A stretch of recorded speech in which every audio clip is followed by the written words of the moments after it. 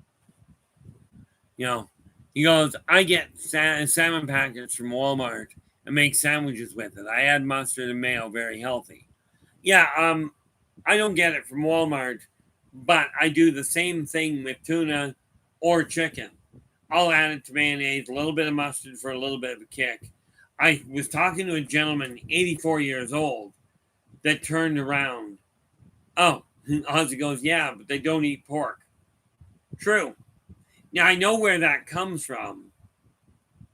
You know, the other thing I also eat is I'll make a sardine sandwich. Again, very good in the way of the amino acids and what have you that are necessary. But this is part of the reason I just plain don't get ill. Yeah, I mean, yes, my blood pressure does stupid things. My heart will stop with a flip of the coin. You know, my lungs on occasion quit. My leg it's completely screwed up.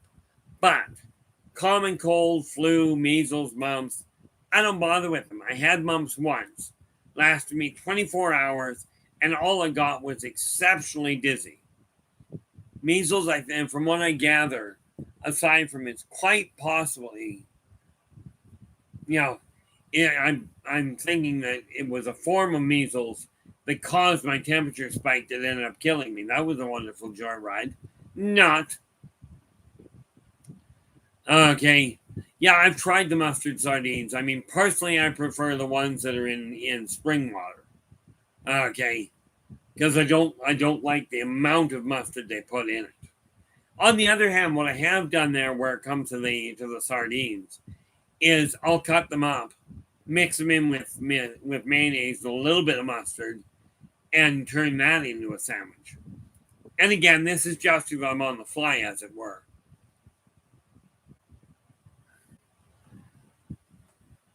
I love the way that works. This thing keeps dropping out. I have no idea why it does this.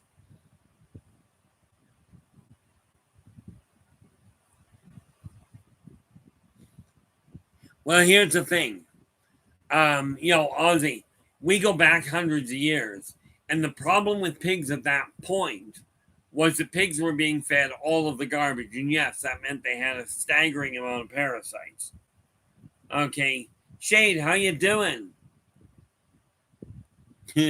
Shade goes, I'm still going, Keith. I'm drowsy.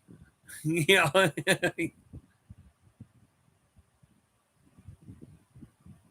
Oh yeah, the funny thing there, Ozzy, is things can take a real bizarre twist. I never really know which way this stream is going to go. I just start off.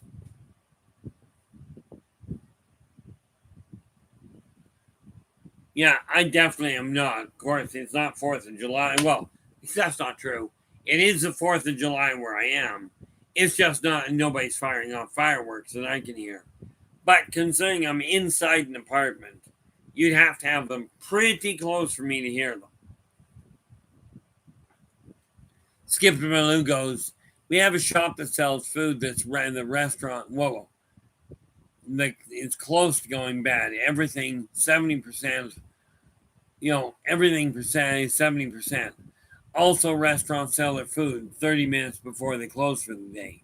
Now, that is something that would be phenomenal here. Unfortunately, they don't do that here. It's absolutely stupid. Up here, the law says if you've got leftover food, you can't even take it. You finish for the night. They're not even allowed to take it down to the food bank. Which is absolutely stupid. Oh yeah. Up here, July 1st, we often have fireworks.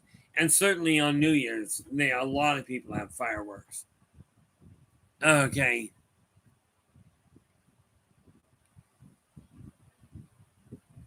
Yeah, there goes dropping cover. From my standpoint, it's absolutely bizarre. What have we got here? The reality of is, yeah, we've got all these celebrations here. And that, speaking of something that somebody asked earlier tonight, yes, some of the off-worlders have taken to celebrating the holidays we have and participating in these kind of social issues. Oh, Shay goes, are reptilians in charge of all aliens? Not even functionally remotely close. Okay.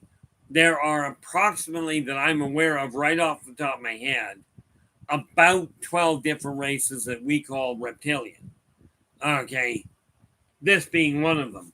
But do understand, the fact that we call them reptilian doesn't mean they are reptiles. Okay, we call them reptilian because they look similar to them. But they are not in control of any of the other reptilians. Okay. Where are we here?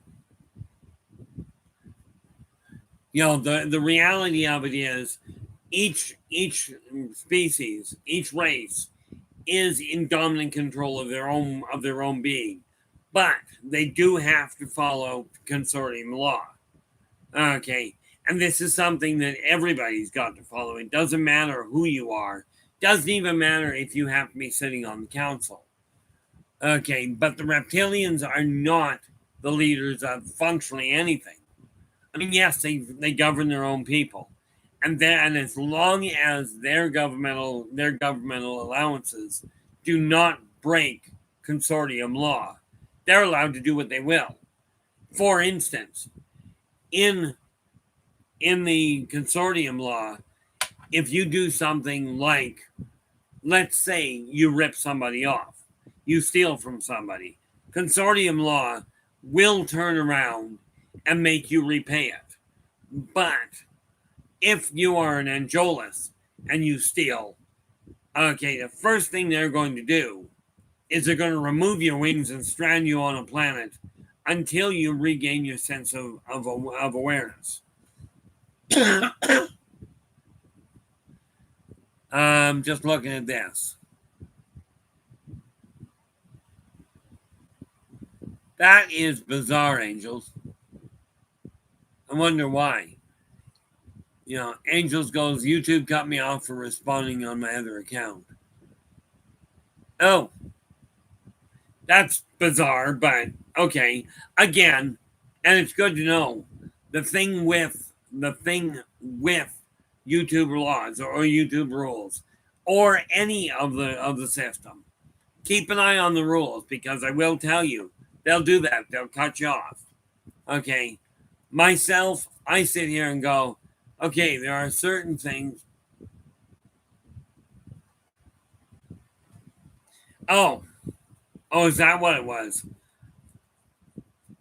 Yeah, Derek's going, the Marvel series Secret Invasion on Disney Plus has a lot of messages in it, and the main villains are the Skrulls, shape-shifting beings that are reptilian-like. Now there are very, I know the race. I actually grew up reading Marvel. Much happier with it than I was with DC. But when you look at it, number one, reptilians, I've yet to meet a reptilian race that are shapeshifters. Okay. I have met some that are telepaths. Okay.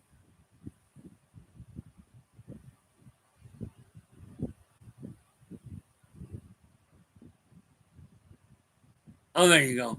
Skip to Malou just goes, just ordered a summer pack from the grocery. It's a lucky bag. I don't know what I've got and what I've bought, but it's all soon to be expired and all summer food. Great for camping, 60% off everything. I think that's fabulous, Skip to Malou. I go down, I watch for case sales here, case lot sales. And I'll go down to the butcher and order my meat there when it's, when it comes on sale. Simply because, again, I love getting the best of the best. I'm just a firm believer if I don't have to pay for it, I'll be happy. Oh, fantastic, Derek. I appreciate that. I am working on that again tonight. I've got to have it done. Today is the 4th, so I've got 2 weeks to finish it. Okay, to finish the August version, the August edition. And I'll be working on that this week and get it tied off. I'm looking for different things to add to it or different articles to put in it to enhance the the newsletter itself. But like I said, whether it comes to you in email or comes to you in hard copy, in any event, it will remain free. And there is a very viable reason for that. But I did learn something from you there, Derek. Where it comes to sending them out, I've got to keep a list on my end to say, this is when I sent it, just so I can get a handle on how long it takes.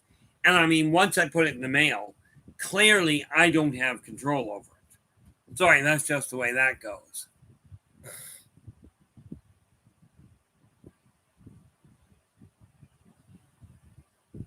See, this is the thing there, angels, is I will tell people quite readily, absolutely take a look at whatever, if you've got issues around your health, do talk to the so-called professionals.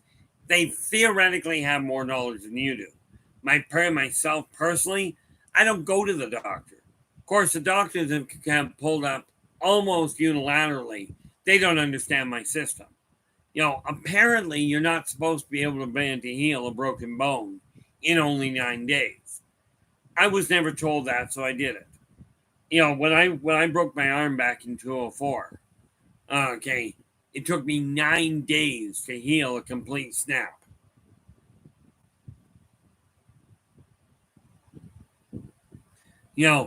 But when I take a look at the Sarcahn, it's great. You take a look at the Sarcahn, and many of the reptilians have this same maneuver. Okay, many reptilians are still born in eggs. Okay, so they don't necessarily know who the parent is, because all of the eggs get collected and put in a hatchery. I only know of one race where they don't put them in the hatchery, and that's the Chitawari. They still give birth and they still produce eggs. Okay, but the actual parents that take care, that birth them, are the ones that actually raise them. In most of the other ones, the eggs are put in the hatchery, and then there's a whole bunch of variations on how that side of it is dealt with.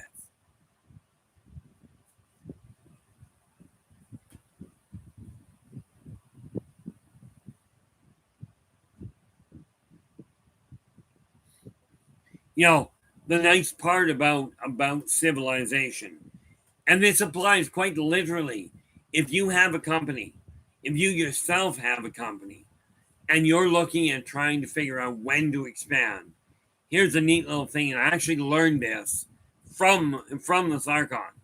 Okay, literally, when you're looking to expand either your physical holdings or your company or the reach of your empire, doesn't matter. Take a look at the net profit.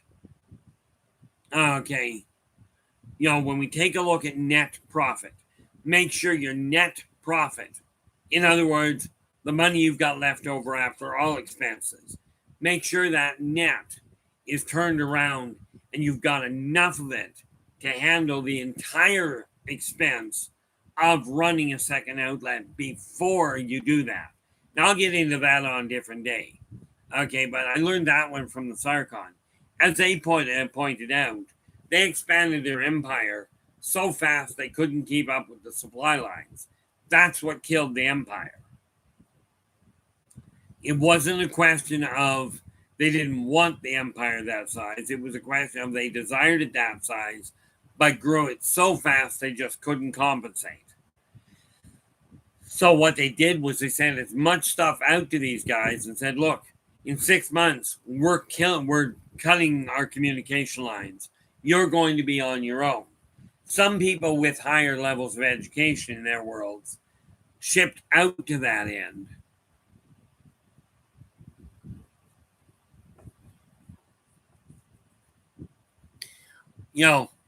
The funny thing there, Joe, one thing I've always held is where it comes to what the government's up to.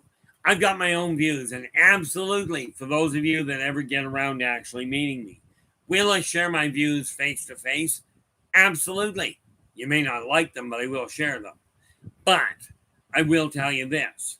We require a government in place for society to function.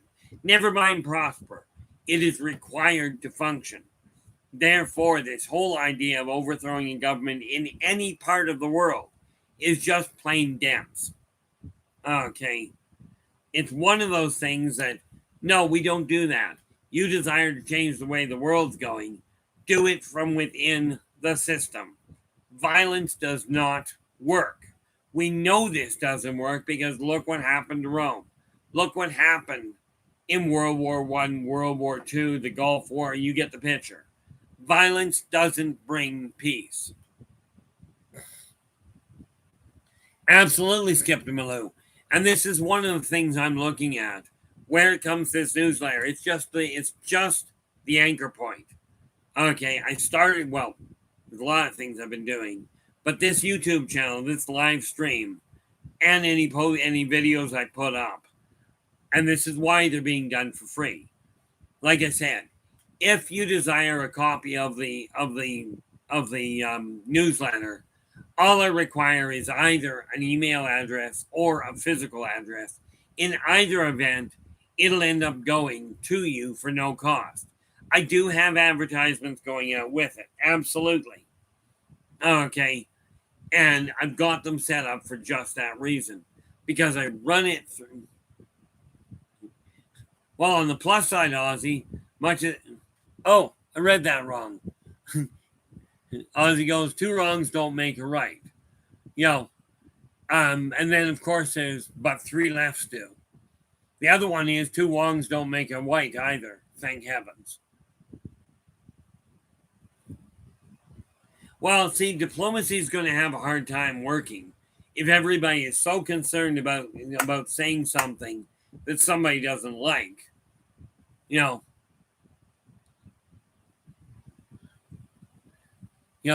Skip to Malou goes, I've tried to write about a new type of government, how a whole society can be heard.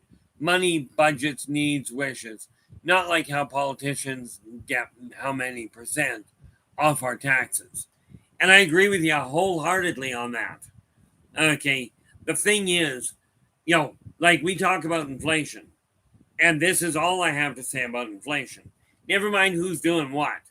But here's the one thing I will tell you. You desire inflation to stop cold. All you have to do, all you got to do, and the governments do this regularly for different sections of society.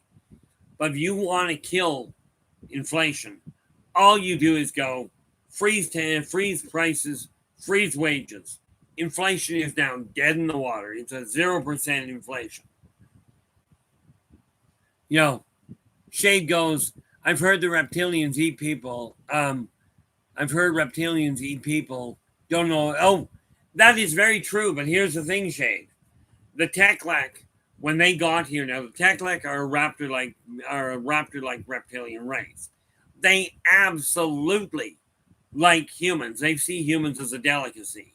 And somewhere on YouTube, there's a picture, an absolute dead accurate picture. I don't know the veracity of whether or not it was photoshopped or not. I can't tell you that.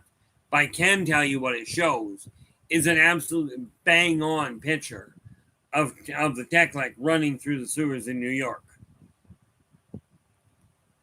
Okay. The neat thing is, reptilians on the whole are carnivores. However, as far as I've ever heard, there is no contract from the reptilians to any human government that says, oh, if you give us technology, we'll give you X number of people. As far as I've ever heard, that is just a flat-out fear-mongering thing.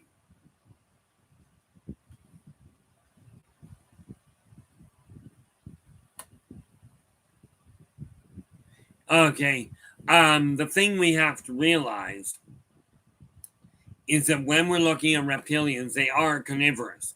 They eat their own people. So yeah, they'll absolutely eat humans.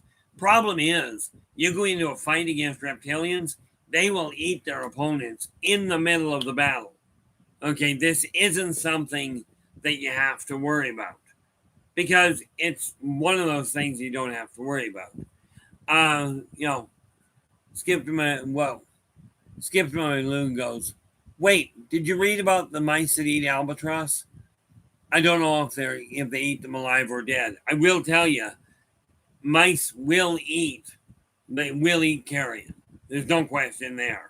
Rats will as well. Okay, but they can't bring down an albatross. Presumably, you're referring to the Teklik.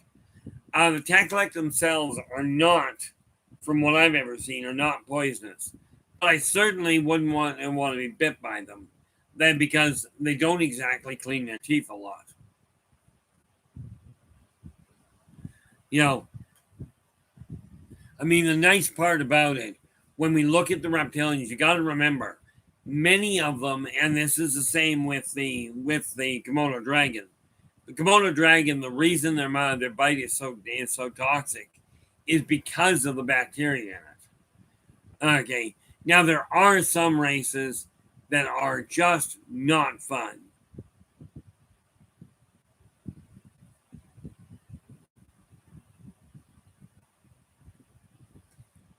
Yeah, well, for the most part, that's true. Although I have heard of Komodos that will try and bite you and then break your leg by swinging their tail.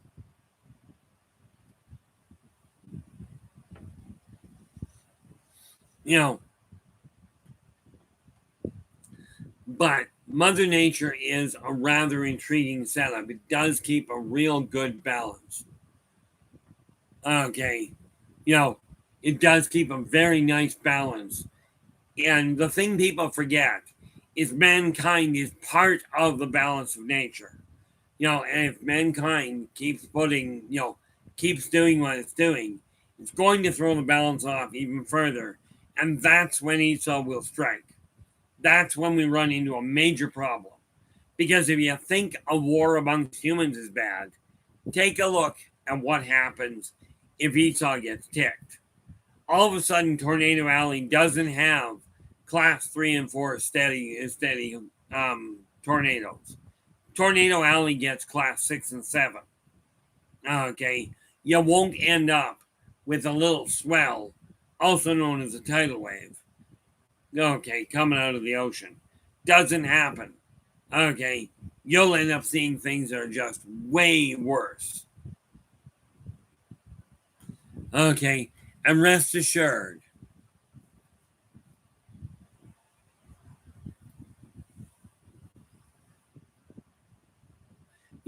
rest assured, when we're dealing with striving to get along, the first thing humans have to figure out is, regardless of what color you are, who you're crawling into bed with, what you relate to, doesn't matter.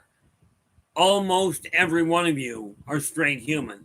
There are hybrids amongst you that know. Every hybrid does not know they're a hybrid. Okay, it's just like, I heard one very well, I'm not going to tell you who, one very well known, UFO superstar, really, that made a claim that was absolutely stupid. Okay, I called them on it, and I ended up in trouble for it. Okay, but the reality of it is that when you're looking at the different races, okay, at the people on this planet, most of you are human. There are a few of you that are probably hybridized. You may not even know about it. Okay, you may have no clue about it. But that being said, you're still the same equal value from a social standpoint, in my eyes. Oh, Shade's I just about missed that there, Shade. This is why I say make sure you put your questions in all caps. That way I actually see them. But Shade, the answer to your question. Shade goes, what do you think of the Bermuda Triangle? If I had a boat and knew how to do anything with it, I'd likely go out there just on principle. But it's a portal to another play, to another in my opinion, I haven't gone through the Bermuda Triangle myself. But my understanding is that it's a gateway to another world. No, you can't come back from it. It's a one-way portal. Okay. But there are some discrepancies there. There are things that show up on occasion, and I don't know exactly where it goes. What I do know is it's a gateway. Okay, I do know it plays absolute havoc with the magnetic currents, and that result opens all kinds of doors. Okay, where it goes exactly, I'm not entirely certain. What I do know is that the people go through it when they come out the other side are still alive. So there's a lot of humans that are stranded elsewhere. By the way, Earth is not the only place that has a Bermuda Triangle. Now, I do know, and I'll leave the research up to somebody else. There's a Bermuda Triangle, obviously, where we all know off Florida. There's one up in the Northwest Passage. But there's a third one. I don't know the location of it. And this is somebody else's research project. I'm absolutely certain in the China Sea somewhere, there is a third one. They all lead to different places, by the way. I don't feel they go to the same location, but they all do, but they all lead elsewhere. Now, there are floating wormholes that will take somebody, a walking pedestrian, can be walking down through the streets of New York, end up in England without any warning and without having their passport, because usually Americans and Canadians don't wander around with your passport in hand. Okay. Oh, is that where it is? Well, thank you very much, there, World. I do appreciate that. World's just going, that's in the Dragon Sea off the coast of Japan. See, I knew somebody else would have it. Antarctica doesn't have a wormhole. Well, technically it does. The Antarctic and the North Pole have a shunt, as in you go about a mile into that hole and it will pop you out at the other side, about a mile deep, and then you come out. Okay.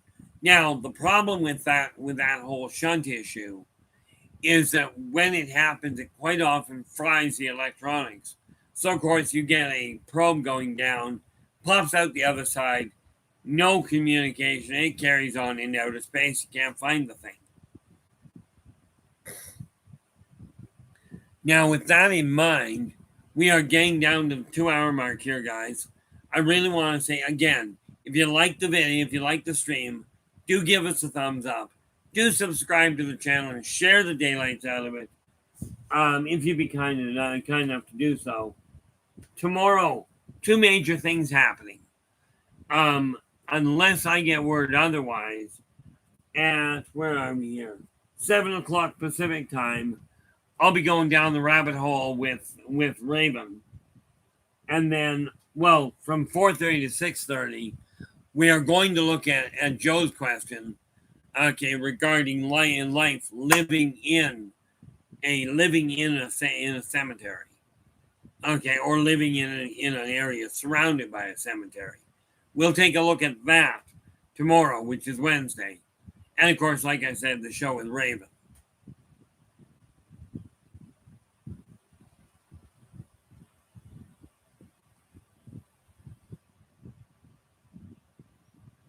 That would be interesting to hear about there, Ozzy. Just for future reference. Now, with that in mind, I'm going to call this a night. Well, because it's actually not getting dark, but it's afternoon, so we'll call it a night. That said, thank you so much for sharing your time with me. I really do appreciate it, and I will talk to you soon. Until then, take care of yourselves and each other, and for pity's sakes, stay positive.